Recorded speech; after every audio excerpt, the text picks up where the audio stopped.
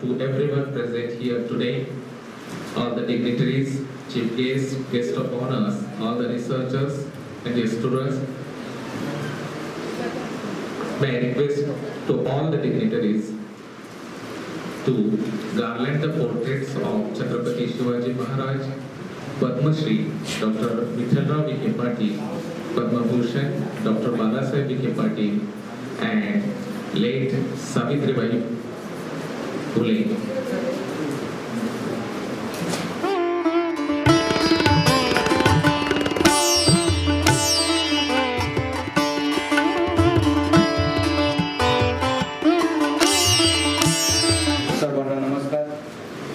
लोकनेते पद्मभूषण डॉक्टर बाळासाहेब विखे पाटील, प्रवरा ग्रामीण शिक्षण संस्थेचे कला वाणिज्य विज्ञान महाविद्यालय छात्र, गुणवत्ता सुधार योजना व सावित्रीबाई फुले पुणे विद्यापीठ पुणे यांच्या संयुक्त विद्यमाने उच्च शिक्षणात महिलांचा सहभाग या विषयावर 2 दिवसीय चर्चासत्राचं उद्घाटन प्रसंगी उपस्थित मान्यवरांचं मी प्रथमतः व्यासपीठावर सहर्ष स्वागत करतो।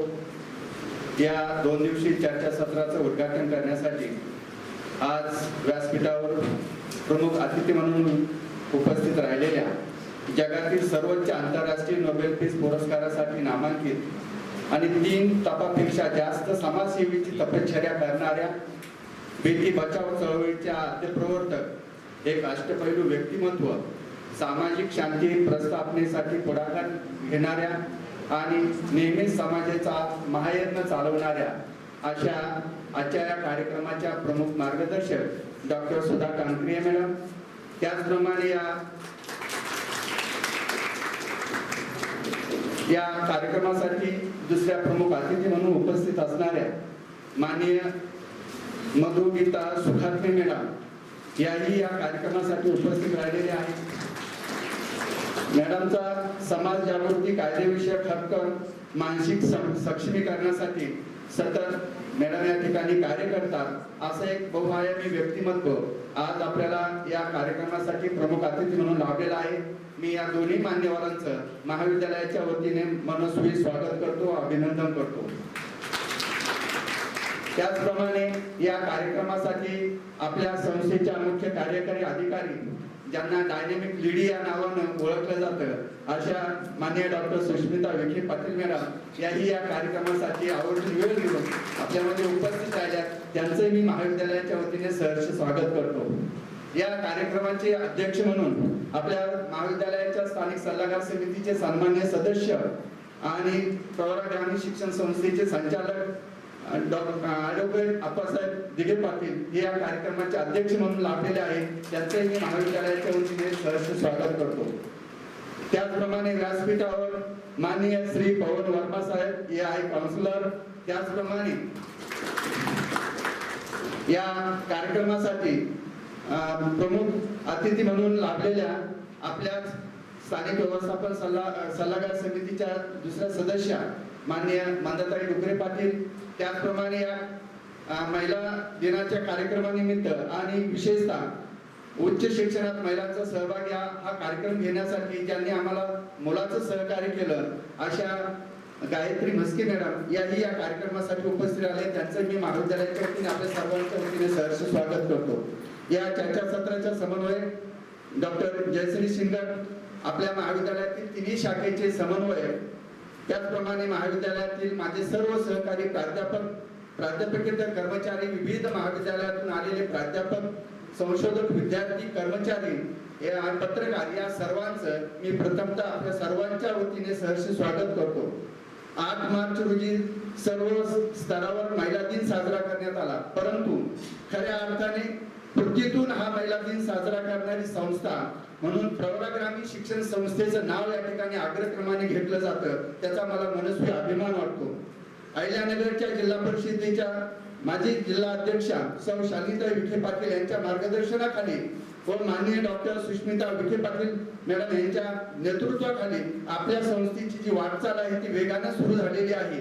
ही प्रतिक्रिया ही माझी नसून तर आपल्या संपूर्ण परिसरातील जे माजी विद्यार्थी आहेत त्याचप्रमाणे आपल्या परिसरातील जे काही कार्यकर्ते आहेत या सर्वांची हीच प्रतिक्रिया आहे आणि म्हणून महिलांचा सन्मान व्हावा या दृष्टिकोनातून संस्थेने सिंधू छाया ही एक सेंट्रल किचन योजना प्रभावीपणे राबवलेली आहे आणि हा खरा महिलांचा सन्मान हा यातनं या ठिकाणी दिसून येत आहे. महिला सक्षमीकरणाचं एक महत्त्वाचं साधन म्हणजे उच्च शिक्षण. यामुळे महिलांचा आत्मविश्वास वाढतो आणि त्यांना स्वतःचे निर्णय घेण्यास ते सक्षम होतात. उच्च शिक्षण प्राप्त महिलांना समाजात एक मजबूत स्थान मिळवण्यासाठी त्यातनं मदत होते. उच्च शिक्षणामुळे महिलांना विविध क्षेत्रामध्ये कार्य करण्याचे कौशल्य त्या ठिकाणी मिळत आहे आणि त्यामुळे त्यांना स्वावलंबी बनवण्याची संधी या उच्च शिक्षणातून मिळतं. केवळ नोकरी मिळवण्यासाठी नव्हे तर त्यांना पुरुषांच्या बरोबरीने काम करण्याची क्षमता या उच्च शिक्षणातून मिळते. शिक्षित महिलांचा समाजात नेतृत्वाचं स्थान निर्माण व्हावं या हा उद्युक्त हेतू दृष्टीपथात ठेवून संस्थेचे माननीय डॉक्टर बाळासाहेब विखे पाटील पद्मभूषण यांनी 1998 साली या महाविद्यालयाची स्थापना केली आणि ग्रामीण भागातील विद्यार्थ्यांना एक उच्च शिक्षणाची संधी यातून निर्माण करून दिली. मला सांगायला अभिमान वाटतो की या महाविद्यालयात हजारो विद्यार्थिनी या उच्च शिक्षण घेऊन गेलेले आहेत. जर हे महाविद्यालय खासदार साहेबांनी किंवा आत्ताचे नामदार साहेब यांच्या नेतृत्वाखाली जे काही सुरू आहे हे जर कदाचित या ठिकाणी नसतं तर ह्या ग्रामीण भागातल्या विद्यार्थिनी कदाचित उच्च शिक्षणापासून वंचित राहिल्या असत्या. आणि म्हणून माननीय खासदार साहेब असतील, माननीय डॉक्टर राधाकृष्ण विखे पाटील असतील, सौ शालिनीताई विखे पाटील असतील, सुजयदादा विखे पाटील असतील आणि सर्वात महत्त्वाचं मला या ठिकाणी आवर्जून सांगावं वाटतं की ग्राउंड लेवलला काम करताना काय या ठिकाणी विद्यार्थ्यांच्या अडीअडचणी आहेत त्या समजावून घेऊन या विद्यार्थ्यांना उच्च शिक्षण कसं देता येऊ शकेल हा दूरदृष्टिकोन डोळ्यासमोर ठेवून आपल्या संस्थेच्या मुख्य कार्यकारी अधिकारी डॉक्टर सुष्मिता विखे मॅडम हे जी काही आपल्या संस्थेचा जो काही वसा आणि वारसा आहे तो पुढे नेण्याचं काम करतायत आणि खऱ्या अर्थाने विद्यार्थ्यांना चांगलं शिक्षण मिळावं हा त्यांचा दृष्टिकोन डोळ्यासमोर ठेवून मी या सर्वच मान्यवरांचं महाविद्यालयाच्या वतीने सहर्ष स्वागत करतो. विशेषतः उच्च शिक्षणात महिलांचा सहभाग हा विषय डोळ्यासमोर ठेवून शिक्षणाचा हा जो काही ज्ञान यज्ञ आहे हा 2 दिवस या ठिकाणी चालणार आहे. त्यामध्ये या सर्वांनी या सहभाग घ्यावा आणि विचारांची देवाणघेवाण यातून होईल एवढीच एक माफक अपेक्षा यातून मी या ठिकाणी करतो. Now we will proceed with the felicitation of our respected dignitaries as a token of our gratitude and respect. First of all, I request Dr. Sushmita Vikhe Patil ma'am, CEO of Pravara Rural Education Society, Loni, to felicitate our chief guest, Honorable Dr. Sudha Kankaria ji. I request Dr. Jayasri Singhal ma'am to felicitate Mrs. Madhukita Sokante ma'am. Now I request Honorable Principal Dr. S.N. Shubhote sir to felicitate Honorable Dr. Sushmita Vikhe Patil ma'am. Now I request Professor Dr. R.D. Borse sir to felicitate Honorable Chairman Advocate Sri Appasaheb Vikhe Patil, felicitate Sri Pawan Verma sir. कला वाणिज्य व विज्ञान महाविद्यालय सातारा आणि सावित्रीबाई फुले पुणे विद्यापीठ यांच्या संयुक्त विद्यमाने उच्च शिक्षणामध्ये महिलांचा सहभाग आज या चर्चासत्रासाठी आपल्याकडे प्रमुख वक्त्या म्हणून डॉक्टर सुधा कांकरिया आलेले आहेत. डॉक्टर सुधा कांकरिया यांचं काम त्यांच्या परिचयामधून तुम्हाला समजेलच, परंतु 2011-12 साली त्या आपल्या महाविद्यालयामध्ये आलेले आहेत आणि जवळजवळ 3000 विद्यार्थिनींनी महिला मेळावा पण इथं आयोजित केला होता. त्यावेळेस आपल्या संस्थेच्या डायरेक्टर माननीय शालिनीताई विखे पाटील या जिल्हा परिषदच्या अध्यक्ष होत्या आणि या कार्यक्रमासाठी त्यांनी आम्हाला खूप सहकार्य केलं होतं. सर्व बचत गटातील महिला, सर्व परिसरातील महिला, परिसरातील विद्यार्थिनी यांच्यासाठी आपण मोठं कार्यक्रमाचं आयोजन केलं होतं आणि या सर्वांना आपण भोजन पण दिलं होतं. आणि त्यावेळेस एक महत्त्वाची गोष्ट म्हणजे सर्व विद्यार्थिनींनी मी कधीच स्त्री भ्रूण हत्या करणार नाही याची शपथ घेतली होती. मॅडम तुम्हाला आठवत आहे ना? खूप मोठा कार्यक्रम आपला झाला होता. म्हणजे महिलांसाठी जे आपलं प्रवरा ग्रामीण शिक्षण संस्थेचं जे योगदान आहे ते आत्ता नाहीये, ते फार पूर्वीपासून. अहिल्यानगरच्या सुप्रसिद्ध नेत्रतज्ञ आणि समाजसेविका डॉक्टर सुधा कांकरिया या स्त्री जन्माचे स्वागत करा व नकोशीचे पुनर्नामांकन यासारख्या चळवळींसाठी प्रसिद्ध आहे. 1985 पासून स्त्री भ्रूण हत्याविरोधी व बेटी बचाओ अभियानात कार्यरत त्यांना मानाचा राष्ट्रीय डॉक्टर हेलन केलर पुरस्कार आणि नोबेल शांतता पुरस्कारासाठी नामांकन मिळालेले आहे, जे त्यांच्या सामाजिक कार्याचा गौरव करते. सुधा कांकरी या अहमदनगरमध्ये एक प्रमुख नेतृत्वज्ञ आहेत आणि समाजसेविका बेटी बचाओ प्रणेते आहेत. स्त्री जन्माचे स्वागत करा या चळवळीच्या माध्यमातून त्यांनी स्त्री भ्रूण हत्येविरोधात मोठी लढाई उभारली आहे, की ज्यासाठी त्यांना ग्रीसमध्ये गौरवण्यात आले आहे आणि ही खूप काळाची गरज होती. त्यावेळेस आपल्याला माहीत आहे की गर्भलिंगनी दान हे बाळ चांगलं आहे का हे पाहण्यासाठी आपण त्याचा शोध लावलेला होता, परंतु त्याचा वापर अनेक कुटुंबांनी मुलगा आहे की मुलगी हे तपासण्यासाठी केला आणि जवळजवळ त्या काळामध्ये 25-30 लाख मुलींची भ्रूण हत्या झालेली आपल्याला दिसून येते. आणि या त्यांच्या चळवळीने आणि सरकारने खूप मोठ्या प्रमाणात सहकार्य केल्यामुळे आता ते प्रमाण बऱ्याच अंशी खूप कमी झालेलं आहे आणि खरंच सुधा कांकरी यांचं त्यासाठी खूप योगदान महत्त्वाचं आहे. 3 तपापेक्षा जास्त त्यांची ही समाजसेवेची तपश्चर्या आहे. 2 राष्ट्रपतींच्या वतीने त्यांच्या कार्याचे कौतुक झाले. 2007 साली अब्दुल कलाम यांच्या वतीने निर्मल ग्राम पुरस्कार प्रदान करण्यात आला. त्यानंतर DD सह्याद्री वाहिनीचा हिरकणी पुरस्काराच्या व झी मराठीचा उंच माझा धोका या पुरस्काराच्या त्या मानकरी ठरल्या आहेत. तसेच सावित्रीबाई फुले पुरस्कार, रमाबाई आंबेडकर पुरस्कार, पुण्यश्लोक अहिल्यादेवी होळकर पुरस्कार आदी 150 पेक्षा जास्त पुरस्कारांच्या त्या मानकरी ठरलेल्या आहेत. नमस्कार. Women's participation in higher education या प्रोग्रामसाठी व्यासपीठावर उपस्थित असणाऱ्या आदरणीय डॉक्टर सुस्मिता विखे पाटील मॅडम, आदरणीय ॲडव्होकेट आप्पासाहेब दिघे पाटील सर, आदरणीय सुघाटे मॅडम, आदरणीय शिंगोटे सर, व्यासपीठावर उपस्थित असणारे सर्व मान्यवर आणि माझ्या समोर उपस्थित असणाऱ्या सर्व माझ्या माता, भगिनी आणि बंधूंनो, आम्ही लेकी सावित्रीच्या भारत मातेची शान राखू. आम्ही लेकी सावित्रीच्या भारत मातेची शान राखू. उच्च शिक्षण घेऊन आम्ही भारत मातेला समृद्ध करू. भारत मातेला समृद्ध करू.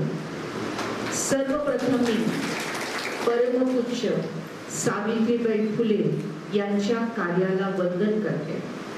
शिक्षणाची गंगा कुठून सुरू झाली तर आदरणीय सावित्रीबाई फुले, महात्मा ज्योतिराव फुले यांच्यापासून ही गंगा सुरू झाली. आणि आपण पाहतोय की प्रवरानगरमध्ये ती विखे परिवारांच्या सोबत ती आणखीनच पुढे पुढे समृद्ध होत गेली. मी अभिनंदन करते आदरणीय सुष्मिता ताई आणि संपूर्ण विखे परिवाराचं, कारण त्यांच्यामुळेच ग्रामीण भागामध्ये असणाऱ्या या आमच्या ज्या लेकी आहेत, या आमच्या ज्या मुली आहेत, त्या उच्च शिक्षण घेऊ शकत आहेत. त्या काळामध्ये आदरणीय आदरणीय विठ्ठलरावजी विखे पाटील सरांनी ही ज्ञानाची गंगा इथपर्यंत आणली, छोट्या गावापर्यंत आणली, खेड्यापर्यंत आणली आणि म्हणूनच मुलींना शिक्षणाची ओढ लागली. उच्च शिक्षण त्या घेऊ शकल्या आणि अशी ही ज्ञानाची गंगा सर्व दूर पसरणाऱ्या या प्रवरा ग्रामीण संस्थेचेही मी मनपूर्वक अभिनंदन करते, कौतुक करते. आजच्या कार्यक्रमासाठी आलेल्या सर्व माझ्या माता भगिनी, बंधू हे यांचे सुद्धा विचार आज आपण इथे ऐकणार आहोत. तर सुरू झाली ही ज्ञानाची गंगा सावित्रीबाई फुले यांच्यापासून आणि कालच आदरणीय सावित्रीबाई फुले यांचा स्मृती दिवस होता आणि योगायोगाने आज आपण ही कार्यशाळा, ही सेमिनार, नॅशनल सेमिनार आज इथे घेत आहोत. आदरणीय सावित्रीबाई फुलेंनी जेव्हा शिक्षणाची सुरुवात केली, महात्मा ज्योतिराव फुले यांनी खूप मोठा सपोर्ट केला आणि दोघांनी मिळून ही जी काही गंगा अवघ्या देशामध्ये सुरू केली. यांना सुरुवातीला खूप मोठा विरोध झाला, तरी पण तो विरोधाला न झुगारता आपलं ध्येय समोर ठेवून आणि ते कुणी दगड मारायचे, कुणी शेण फेकून मारायचं, तरी पण कशाचाही कोणालाही दोषी न ठरवता आपलं जे ध्येय आहे की तळागाळापर्यंतच्या मुली शिकल्या पाहिजे, स्त्रियांना शिक्षण मिळालं पाहिजे आणि त्यांनी हे बीजारोपण केलं. हे जे शिक्षणाचं बीज सावित्रीबाई फुले या मातेने पेरलं आणि म्हणून आज आपण सगळेजण उच्च शिक्षित झालेले आहोत. त्यांनी बी पेरलं आणि प्रवरा संस्थेसारख्या संस्थेने त्याला खत पाणी घातलं आणि म्हणून आज मुली उच्च शिक्षित झालेल्या दिसत आहेत. आपण एकंदरीत जर महाराष्ट्राचा आढावा घेतला तर आपल्याला असं लक्षात येईल की 2023 साली काहीतरी 42% वगैरे मुली उच्च शिक्षित असायच्या आणि आता हळूहळू ती संख्या 47% पर्यंत आलेली आहे. एकंदरीत उच्च शिक्षणाचा जर आपण आढावा घेतला तर असंही आपल्याला दिसते की कला क्षेत्रामध्ये मुलींची ओढ आहे, शिक्षण क्षेत्रामध्ये मुलींची ओढ आहे आणि त्या मानाने म्हणजे विज्ञान आणि तंत्रज्ञान या क्षेत्रामध्ये थोडीशी कुठेतरी मुली कमी पडत आहेत असं नाही, पण मुलींची संख्या तिथे कमी आहे, त्यांची आवड तिथे कमी आहे. पण जसं जसं दिवस जात आहे तसं तसं त्याही संख्या हळूहळू वाढू पाहत आहेत. आणि एकंदरीतच पहा, जेव्हा एक स्त्री शिकते, आता 2-3 वक्त्यांनी आपल्याला इथे सांगितलंय की एक स्त्री शिकते, एक मुलगी शिकते तर अख्खं कुटुंब शिकत असतं, अख्खं कुटुंब शिकत असतं. म्हणजे काय काय बदल होतात त्या स्त्रीमध्ये शिक्षणामुळे, उच्च शिक्षणामुळे, तर तिचा आत्मविश्वास वाढतो, ती आर्थिक स्वावलंबी होते, निर्णय क्षमतामध्ये ती तंतोतंत परफेक्ट दृष्ट्या काम करायला लागते, परिसराचा अभ्यास ती अधिक व्यापकपणाने करू लागते आणि नेतृत्व गुण तिच्यामध्ये विकसित व्हायला लागतात. काहीतरी कर्तबगारी करण्याची उमेद तिच्यामध्ये निर्माण होते. एवढंच नाही, जेव्हा एक स्त्री शिकते तेव्हा तिच्या लेकरांना, तिच्या मुलांना ती 3 क्षेत्रामध्ये पुढे घेऊन जाते. एक शिक्षण, आरोग्य आणि संस्कार. शिक्षण, आरोग्य आणि संस्कार. ती डोळसपणे पाहते की माझं मूल कुठल्या शाळेत चाललेलं आहे, ती डोळसपणे पाहते की काय सिलेबस आहे आपल्या मुलांचा, अभ्यासक्रम काय आहे, ती डोळसपणाने पाहते की तो काय, म्हणजे त्याला काय जेवण आपण दिलं पाहिजे, ती डोळसपणाने पाहते की साथीचे रोग त्याला झाले नाही पाहिजे म्हणून आपण इम्युनायझेशन कसं केलं पाहिजे, लसीकरण कसं करायला पाहिजे.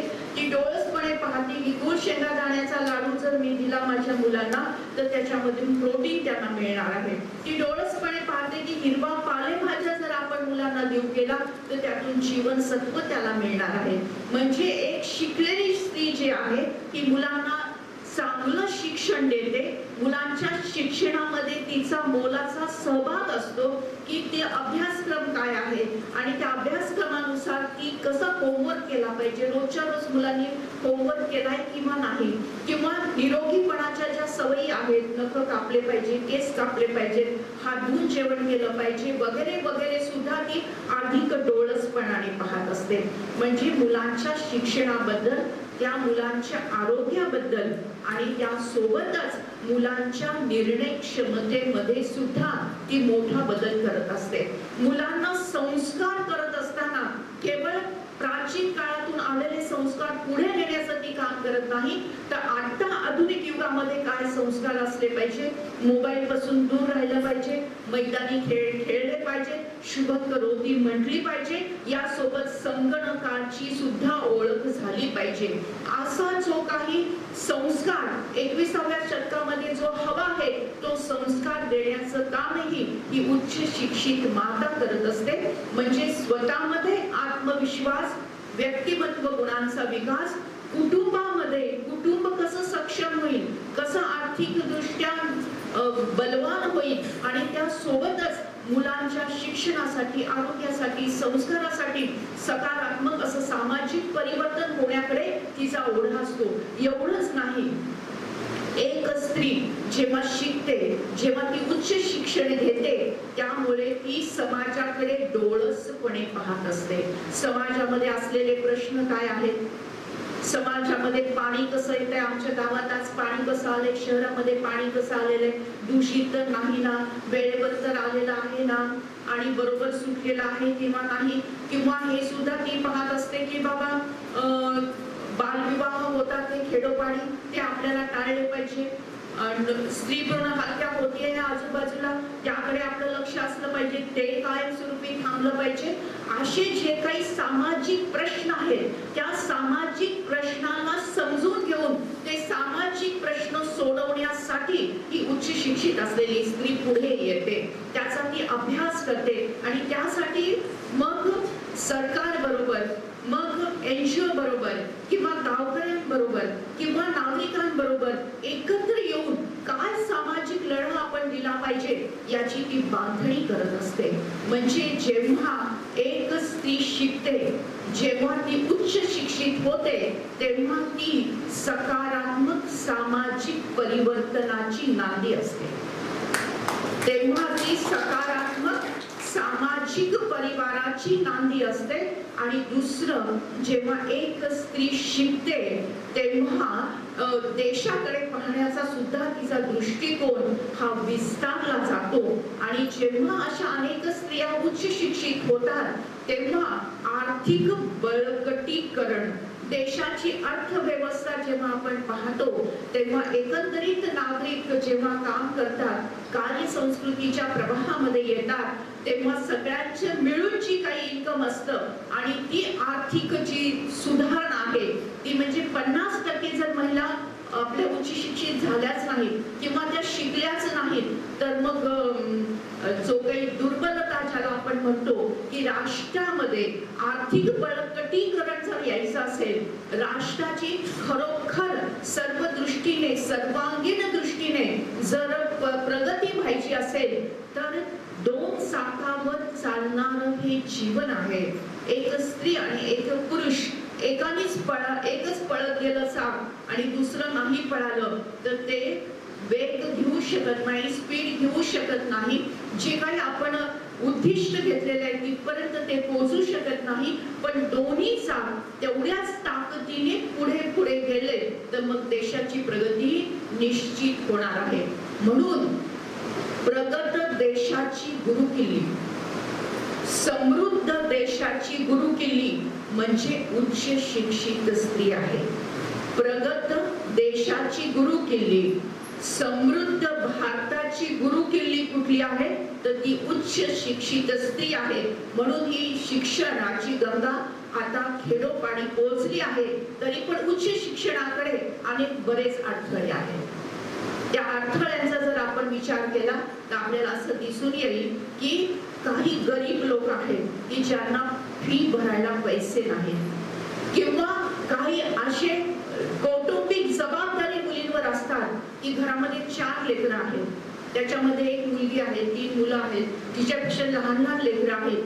मग ते सगळ्या भावंडाचं करून, भावंडांना आंघोळ घालून, तिला कपडे घालून, भावंडांचं खाऊ करून, त्यांना असं करून तिला शिक्षणाला जाण्यासाठी वेळच मिळत नाही.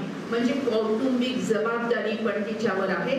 आणि त्यासोबतच समाजाचे प्रश्न की मुलगी कशाला एवढी उच्च शिक्षित शिकली पाहिजे, बरं झालं 10वी झाली पुरे झालं, चला ग्रॅज्युएट झाली पुरे झालं, असं जी काही समाजाची मानसिकता आहे. म्हणजे सामाजिक आणि सांस्कृतिक हे सुद्धा एक अडथळा तिच्या या उच्च शिक्षणामध्ये येतोय.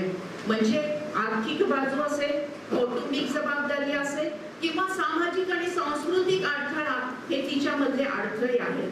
परंतु आता काही ठिकाणी आपण पाहतो की जे इतर मागासवर्गीय गटातल्या काही मुली आहेत किंवा काही दुर्बल गटातल्या मुली आहेत, त्यांच्यासाठी आज मोफत शिक्षणाची सोय आहे.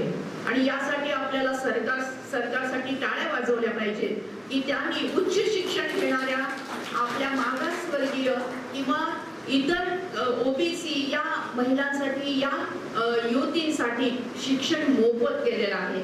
त्यांच्यासाठी काही शिष्यवृत्ती आपण केलेल्या आहेत, ती सुद्धा अभिनंदनीय अशी गोष्ट आहे. मग आणखी काय केलं पाहिजे तर आपल्याला कौशल्य, त्यांच्यातलं कौशल्य ओळखून त्यांना तसं शिक्षण दिलं पाहिजे. आत्ताच सुष्मिता ताईंशी आमचा थोडा वार्तालाप चर्चा झाली तेव्हा त्यांचं खरोखरच कार्यपद्धती मला खूप भावली की ते अगदी छोट्या छोट्या गोष्टीचा नीट विचार करून त्यांचा तो निर्णय असतो. त्यांनी आत्ताच मला सांगितलं की किचन आम्ही कसं चालवतो, कशी इडली सांबर देणं किती महत्वाचं आहे, मुलांवर किती छान म्हणजे पुढ संस्कार होणं गरजेचं आहे. म्हणजे अशा छोट्या छोट्या गोष्टीचा विचार एक स्त्री एक आई करू शकते आणि त्याच्यातून त्याचं कुटुंबाचं आरोग्य हे पुढे जाऊ शकतं. म्हणजे की ज्याच्यामध्ये जे कौशल्य आहे ते कौशल्य हेरून त्या व्यक्तीला तसं शिक्षण दिलं पाहिजे. कोणाला गाणं छान गाता येतं, कोणाला स्वयंपाक छान करता येतं, कोणाला खेळ चांगला खेळता येतो, कोणाला सतार चांगली वाजवता येते, कोणाला शेती काम चांगलं करता येतं वगैरे वगैरे. प्रत्येकामध्ये काहीतरी स्किल आहे, काहीतरी कौशल्य आहे. अशा प्रकारचं कौशल्य ओळखून त्यांना कौशल्य विकास अशा प्रकारचं प्रशिक्षण देणं आवश्यक आहे.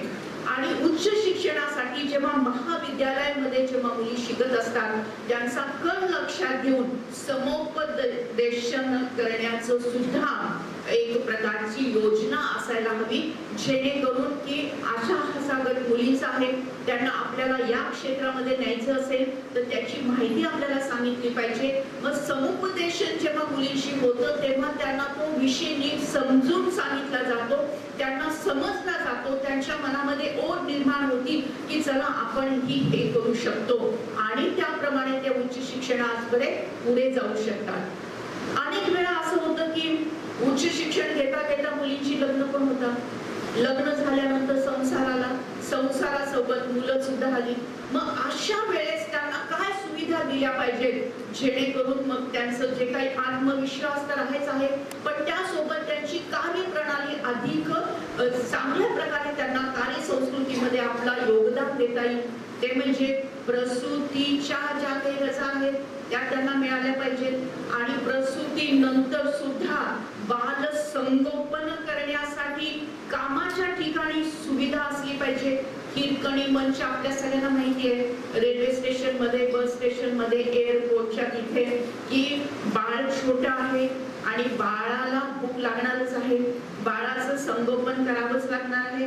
याच्यासाठी त्याचा एक कक्ष असला पाहिजे, तो म्हणजे हिरकणी कक्ष. अशा पद्धतीने म्हणजे कामाच्या ठिकाणी जेव्हा ती प्रसूती दिल्यानंतर काही महिन्यानंतर जेव्हा ती कामाला येते तेव्हा तिच्या शरीराला वेगळ्या प्रकारची काही विश्रांतीची पण गरज असते. त्या विश्रांतीचा सुद्धा विचार केला पाहिजे आणि तशी सुविधा कामाच्या ठिकाणी असली पाहिजे. त्यासोबतच बाळाला अधूनमधून दूध देण्यासाठीची व्यवस्था झाली पाहिजे आणि हे सगळं करत असताना वेतन जे आहे त्या वेतनामध्ये भेदभाव असायला नको. म्हणजे पुरुषांना एवढं वेतन आहे, स्त्रीला एवढं वेतन आहे, दोघं पण उच्च शिक्षित आहेत, दोघांचं काम सारखंच आहे, दोघांची जबाबदारी सारखीच आहे आणि असं असूनही जर वेतन मध्ये भेदभाव असेल तर तो मात्र नक्कीच अन्याय आहे. तर इथे सुद्धा आपल्याला लक्ष दिलं पाहिजे अशा प्रकारे. आणि जे तास आहेत कामाचे तास 8 तास ते सुद्धा थोडे लवचिक केले पाहिजे. जेव्हा एखादं बाळ छोटंसं तांबलं एकदम 2 महिन्याचं 3 महिन्याचं जर सोबत असेल ना तर कामाचे तास जे 8 तास ओके पण त्याच्यामध्ये थोडी लवचिकता पाहिजे. मी 7 ते 8 ते 4च काम करेल असं नाही, 10 ते 6 सुद्धा करू शकते. म्हणजे कामाच्या तासामध्ये लवचिकता येणं हे सुद्धा तेवढंच महत्वाचं आहे जेव्हा एक स्त्री प्रसूत होते आणि छोट्या तारुण्याला घेऊन काम करत असते. मग या सगळ्याचा जर आपण विचार केला एकंदरीतच तर समाजाचा सकारात्मक बदल व्हायचा असेल, समाजामध्ये सकारात्मक परिवर्तन व्हायचं असेल तर स्त्री शिकली पाहिजे आणि तिने उच्च शिक्षण घेतलं पाहिजे. ज्यांना ज्यांना संधी मिळेल, ज्यांना ज्यांना शक्य आहे त्या सर्वांनी उच्च शिक्षण घेतलं पाहिजे. आणि नंबर 2, देशाची प्रगती करायची असेल, देशाला समृद्ध करायचं असेल तरी सुद्धा त्याची गुरुकिल्ली कोण आहे तर ती सुशिक्षित उच्च शिक्षित स्त्री अशीच आहे. पण पण आणखी एक धक्कादायक सर्वेक्षण आपल्या समोर आले, ते आपल्या समोर ठेवते. ते म्हणजे नुकतंच सोनोग्राफी मशीन, नुकतंच नाही काही वर्षांपासून सोनोग्राफी मशीन हे वापरात यायला लागलं. पहिल्यापासूनच अनेक ठिकाणी मुलगी नको ही भावना आपण ऐकत आलेलो आहोत, प्रत्यक्षात अनुभव घेत आलेलो आहोत. आणि मग आधीच्या काळामध्ये जेव्हा सोनोग्राफी मशीन नव्हतं तेव्हा समजतच नव्हतं की पोटामध्ये मुलगा आहे किंवा मुलगी आहे. त्यामुळे मुलगी झाल्यावर मग तिला कसं संपवायचा हा विषय तेव्हा होता. मग ते दुधामध्ये किंवा ते काय, आता मी न बोललेलं बरं. तर असं ती मुलगी नको ही भावना होती. पण जेव्हा हे सोनोग्राफी मशीन आलं, सोनोग्राफी मशीन कोण वापरतं? उच्च शिक्षित सगळे वापरतात. मग या उच्च शिक्षणाचा उपयोग हा नवसंजीवनी देण्यासाठी असला पाहिजे, जीवनदान देण्यासाठी असला पाहिजे, माणसाचं कल्याण करण्यासाठी असला पाहिजे. परंतु त्याचा उपयोग जर मुलगा आहे किंवा मुलगी आहे हे समजून, मुलगी आहे असं समजून जर गर्भपात करण्यासाठी होत असेल तर ती मात्र मोठी शोकांतिका आहे. ते धक्कादायक अशी ती बातमी आहे. खरं म्हणजे आईचं उदर, ज्याला एक तीर्थक्षेत्र म्हटलं जातं, जिथे एक मूल उमलतं, फुलतं, वाढतं आणि एक नवीन जीव जन्माला येतो, त्याला तीर्थक्षेत्र असं आपण समजतो.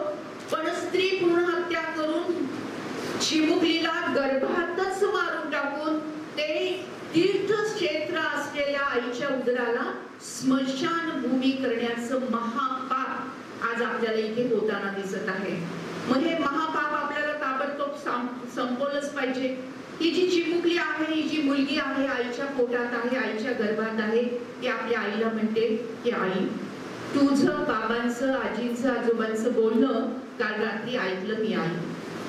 तुम्ही सगळ्यांनी मिळून ठरवले ना की उद्या मला डॉक्टर काकांकडे घेऊन जायचे.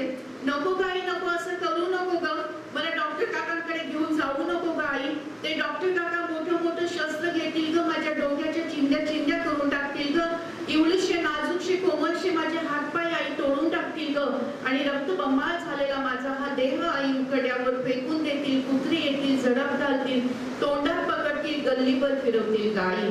माझ्या शरीरातलं जे ठिपकणारं रक्त आहे आई तू पाहू शकशील, माझ्या शरीराची झालेली विटंबना आई तुला सहन होईल?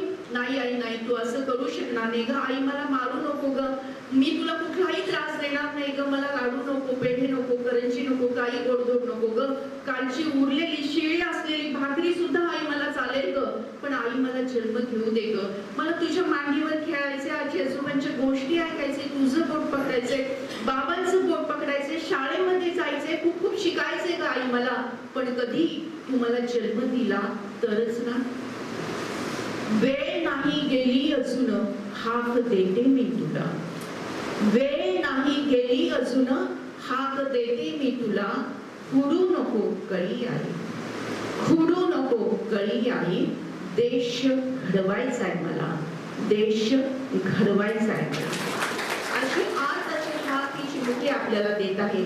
मग या हाकेला ओ द्यायचं असेल तर आपण काय केलं पाहिजे? आपण निश्चय केला पाहिजे, आपण संकल्प केला पाहिजे, मनातल्या मनात ठरवलं पाहिजे की माझ्या घरामध्ये येणाऱ्या प्रत्येक चिमुकलीचं मी स्वागत करेन. मग अशा प्रकारचा एक प्रकारचं रिझोल्युशन, एक प्रकारचा ठराव आपण घेऊया का, असा एक विषय जेव्हा सरांशी चर्चा झाली तेव्हा झाला.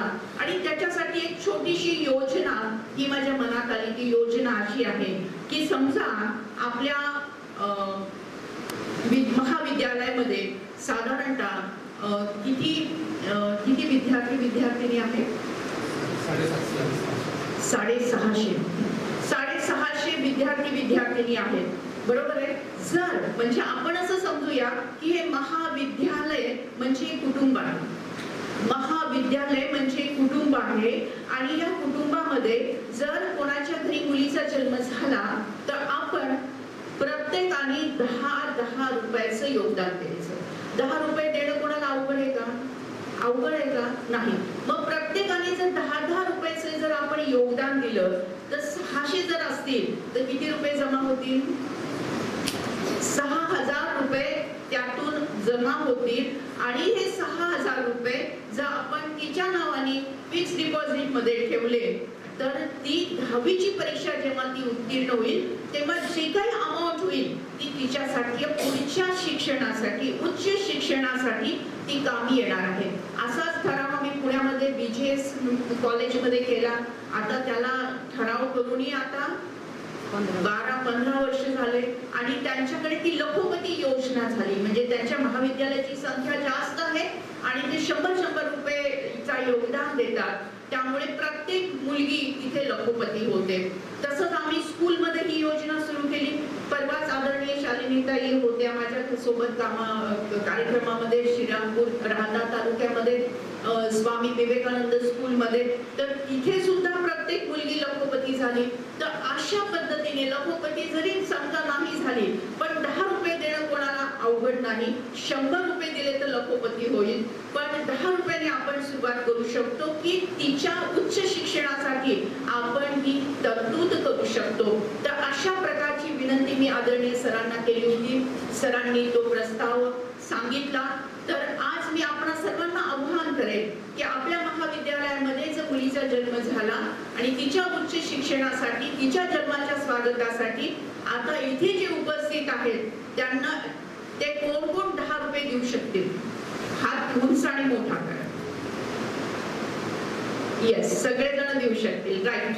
मग अशा प्रकारची तिच्या म्हणजे खेडोपाडी असणाऱ्या मुलीला उच्च शिक्षण मिळावं, 10वी नंतरचं शिक्षण मिळावं यासाठी आपण जर तिच्या शिक्षणाची तरतूद तिच्या जन्माच्या स्वागताच्या वेळेसच केली तर एक खूप मोठा असा लोकसहभागातून ही चळवळ सुरू होईल आणि याच्यामध्ये प्रत्येकाला असं वाटेल की माझ्या घरी सुद्धा मुलीचा जन्म व्हावा. दीपावलीच्या दिवशी एक पंटी रुसली म्हणाली मी नाही पेटणार. दीपावलीच्या दिवशी एक पंटी रुसली. दिवाळीचा सण जर पंटीच रुसली तर दिवाळीचा सण साजरा होईल का? नाही होणार. पण रुसली. दिवाळीच्या दिवशी एक पंटी रुसली म्हणाली मी नाही पेटणार. आधी या शपथ स्त्री भ्रूण हत्या मी नाही होऊ देणार.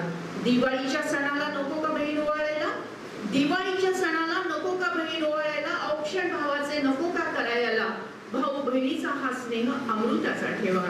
भाऊ बहिणीचा हा स्नेह अमृताचा ठेवा. ठेवा हा अमृताचा जतन करूया. एक पंटी स्त्रीत्वाची जागृत ठेवूया. दीपावलीच्या दिवशी एक पंटी रुसली म्हणाली मी नाही पेटणार. आधी या शपथ स्त्री भ्रूण हत्या मी नाही होऊ देणार.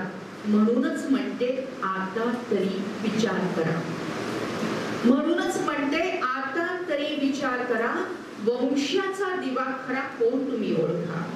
म्हणूनच म्हणते आता तरी विचार करा. वंशाचा दिवा खरा कोण तुम्ही ओळखा. पंथीनेच पुन्हा दिवा प्रज्वलित होतो. पंथीनेच पुन्हा दिवा प्रज्वलित होतो. स्त्री असो वा पुरुष जन्मत स्त्रीच्याच पोटी घ्यावा लागतो.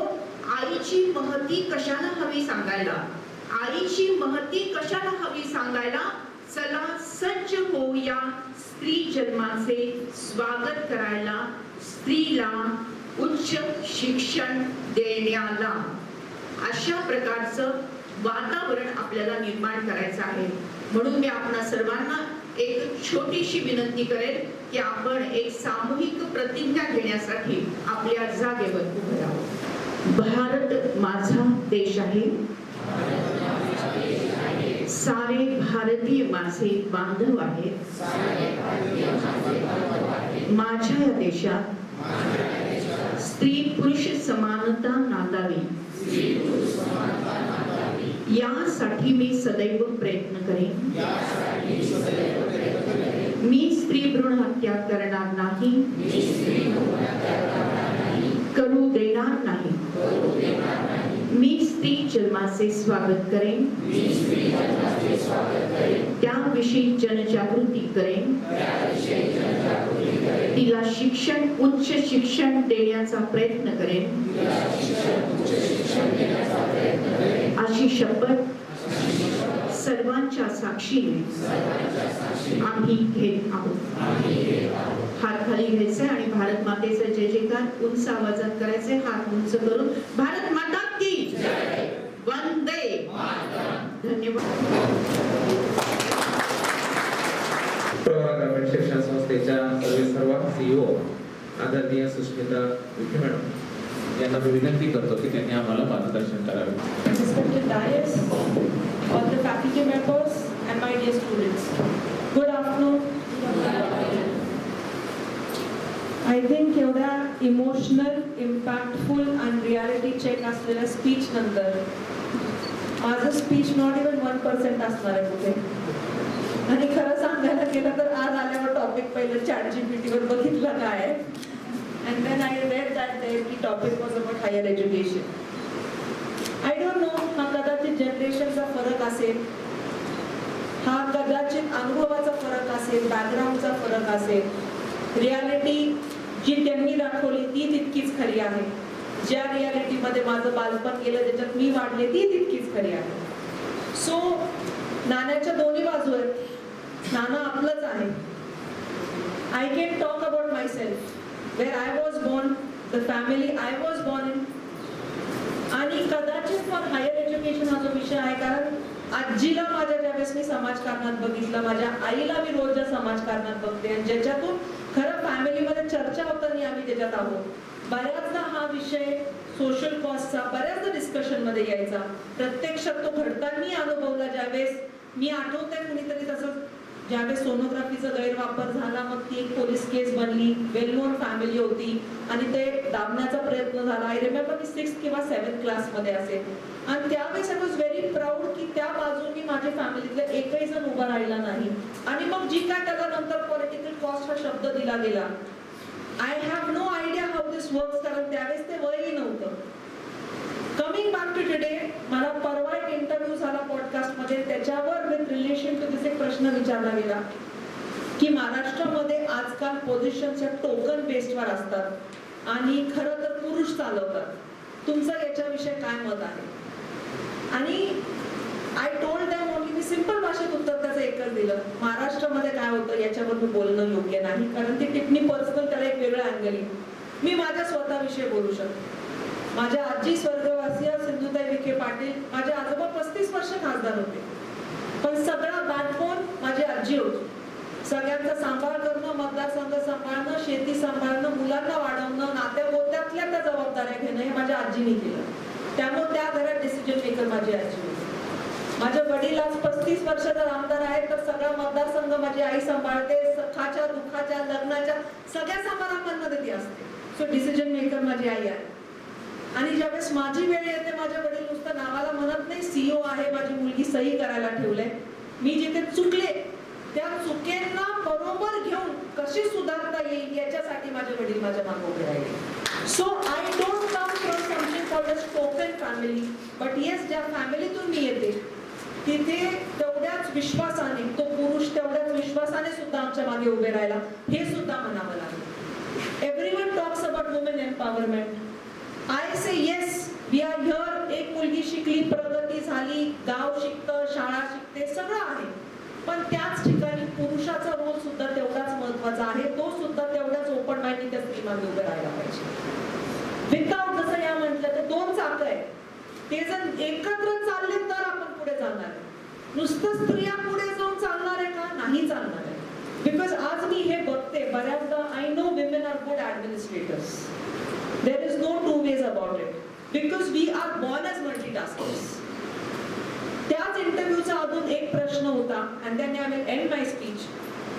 तुम्हाला वाटतं का आज मुली शिकतायत आणि त्याच बरोबरीने मुलांना शिकत नाहीयेत? What is your opinion on this? I was upfront. मी आजही त्या मताला तेवढीच ठाम आहे, कारण मुलींना पहिल्या दिवशीपासून लढावं लागते अधिकारासाठी. मुलांना माहिती आहे काही नाही केलं तरी आईवडील सांभाळणार. त्यामुळं खरं मुली सिन्सिअर आणि डेडिकेटेड असतात, कारण त्यांना एंड पर्यंत त्यांच्या हक्कासाठी लढायचं. याच्यातून कोणी चुकलेलं नाहीये. So that is when our parents, including the mothers, कारण तुम्ही सुद्धा आया होणार आहे, the day our mother stop spoon feeding the sons, the day literacy rate of boys and sincerity of boys will also improve. Today girls are sincere. एवढ्या award फंक्शनला, school फंक्शनला सगळीकडे जातोय, सगळ्या विनर्स मुली आहेत. अभिमान वाटतो, पण त्याच ठिकाणी ज्या दिवशी हा प्रश्न विचारला गेला की why are boys not sincere, याचं कारणही तेवढंच आहे, because they get it very easily. शाळा कुठली पाहिजे मिळाली. आज सुद्धा प्रवरा पब्लिक स्कूल आणि सेंट्रल पब्लिक स्कूल समोरासमोर आहे. तेच वडील त्या मुलाला सीबीएसई मध्ये घालतात आणि त्या मुलीला स्टेट बोर्ड मध्ये घालतात आणि ओपन डेला ज्यावेळेस मी असते रिझल्ट दाखवतात त्यांना माहिती आहे त्यांच्या मुलीची कॅपॅसिटी ह्या शाळेत आहे आणि मुलाची कॅपॅसिटी त्या शाळेत आहे, माहिती असतं.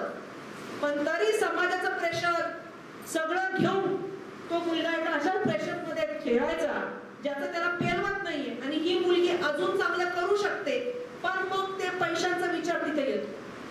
काळ बदललाय हे मी 100% मानेल, पण तो अजून आपल्या सगळ्यांना ह्या जनरेशनला सुद्धा अजून त्याचं एक उदाहरण घेऊन पुढे न्यायचंय. So today when I sit on the chair of CEO, my office is in a girls residential school. I tell the girls same thing. One has to start thinking big at a very early age. Only then we will make a difference. तुम्ही आणि मी असे lectures ऐकणार आणि 2 दिवसांनी विसरून जाणार. But to keep the thought alive, सगळ्यांनी काही ना काही छोटे छोटे उपक्रम स्वतःसाठी घेऊन पुढे जायचंय. Where we will make a difference to the society. Only then we will make society a place where we will not distinguish between women in higher education, rich education. We all will actually believe in equality. And this change can happen from younger age to older age. असं नाहीये की वय झालंय म्हणून आपण त्याच्यात contribution नाही करायचं. इनफॅक्ट जसं मॅडम बोलल्या, सोनोग्राफी चालवणारा किंवा सेक्स डिटर्मिनेशन एज्युकेटेड माणूस करतो. आणि मी जेवढं माझ्या जवळून पाहिलंय, it is the educated people who discriminate. हे तितकंच सत्य. गावामध्ये आजही स्त्रीला तेवढं महत्व दिलंही जातं. आणि अभिमान आहे, मी अशा फॅमिलीमध्ये I was born where there was never, I never saw discrimination between girl and boy. In fact जर आज माझ्या भावाला कोणी विचारलं तर तो कायम म्हणेल सगळ्या गदप्रेमीला मिळालं. ते वाद आमचे. पण I am lucky to be born in a family where there was never a discrimination. तेवढंच महत्व, इक्वॅलिटी आज सुद्धा आमच्या ओपिनियन्सला दिली जाते. आज तुम्ही मुली पुढे जाणार आहात, you also have to build a society, not only your own house, but how we can make a difference in the society. प्रत्येकाने 1% जरी डिफरन्स घडवला, I can guarantee together we will build a very strong nation which will never differentiate between women and men. And this applies to boys also. You are not come here sitting here because of the women's session and आम्ही काय करायचं. ही जबाबदारी तुमची सुद्धा. जसं मी म्हटलं, तुम्ही strongly जर यांच्या मागे उभे राहिलात तर तुम्ही सुद्धा एक इक्वल नेशन घडवायला इक्वल जबाबदार आहात. So together I am sure we will all make our nation proud. We will make sure आपण कुठली चुकीची गोष्ट होती त्याच्यामध्ये सपोर्ट करणार नाही. आणि मी प्रत्येक वेळेस असं म्हणते, गुन्हा करणारापेक्षा गुन्हा करताना बघणारा ज्यादा मोठा गुन्हेगार असतो. So let us take a word promise today that we will not support anything that is wrong. Thank you so much for inviting me here, and I'm sure you guys are going to have a 2-day good seminar on this topic. I wish you guys all the very best and thank you so much. Thank you. Thank you very much madam. आपलं भाषण ऐकल्यानंतर आपण वेळोवेळी आम्हाला मार्गदर्शन करत असतात, पण आज मला हे औचित्य साधून गर्वानं म्हणावं असं वाटतं की आमच्या प्रवरा ग्रामीण शिक्षण संस्थेच्या CEO आपण आहात आणि आपल्या नेतृत्वाखाली ही संस्था गतिमान भरारी घेत आहे, याचा आम्हाला सार्थ अभिमान आहे. खूप खूप धन्यवाद मॅडम. यानंतर आजच्या उद्घाटन समारंभाचे अध्यक्ष माननीय ऍडव्होकेट आप्पासाहेब दिघे पाटील सरांना मी विनंती करतो की आपण आमच्याशी संवाद साधावा. पार्टिशन इन हायर एज्युकेशन श्री ग्रॅज्युएट झाली पाहिजे, पोस्ट ग्रॅज्युएट झाली पाहिजे, यावर जास्त भर दिला गेलेला आहे. आजच्या कार्यक्रमाच्या प्रमुख आदरणीय सुधाताई ठाकरे त्याप्रमाणे कोर्टाच्या जज आणि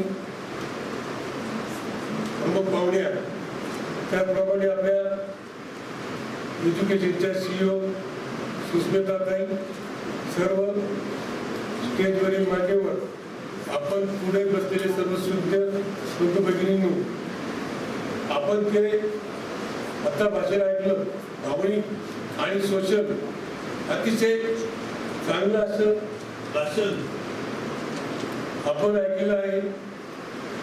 मागे सुद्धा इथे आपल्याकडे मॅडमने सांगितल्याप्रमाणे 2012 साली कार्यक्रम झाला होता. त्यावेळेसही त्यांनी अतिशय उत्तम आपल्याला भाषण दिलं होतं. मी स्वतः त्या कार्यक्रमात उपस्थित होतो. त्यांनी जे मुद्दे सांगितले आपण निश्चित मनामध्ये तुंगाट बांधून ती आपण निश्चित करू, त्या गोष्टीसाठी प्रयत्न करू. सुष्मिताईंनी आता सरांनी सांगितलं. आता मी सुद्धा आजचं इतकं पोक्त भाषण त्यांचं ऐकलेलं आहे की खरोखर आपले सीईओ जे आहे ते निश्चितच आपली प्रवारात ग्रामीण शिक्षण संस्था निश्चित पुढे नेतील याची मला खात्री आहे.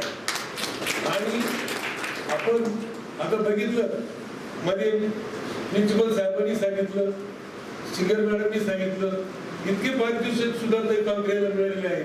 हे निश्चितच आजच्या त्यांच्या कार्यावरून त्याच्याबद्दल मी विशेष त्यांचं अभिनंदन करतो. आपण जे एडिशन छापलं गोरडे सर आणि त्यांच्या टीमनी ते सुद्धा तुम्ही खूप कष्ट घेतलेले आहे. त्याच्याबद्दल मी तुमचे अभिनंदन करतो आणि माझे अध्यक्षीय भाषण संपतो. धन्यवाद सर. यानंतर या कार्यक्रमाचे आभार प्रदर्शन करण्यासाठी मी मंचावर आमंत्रित करते डॉक्टर सुषमा उंटे मॅडम यांना.